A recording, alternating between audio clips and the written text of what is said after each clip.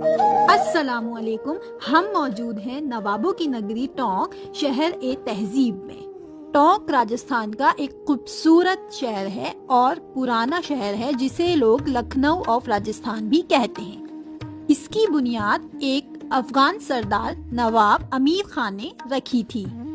वो बहादुर और अदब पसंद हुक्मरान थे, जिन्होंने टोंक को तालीम और अदब का मरकज बना दिया। ब्रिटिश दौर में ये एक प्रिंसली स्टेट था और आजादी के बाद ये राजस्थान का एक हिस्सा बन गया।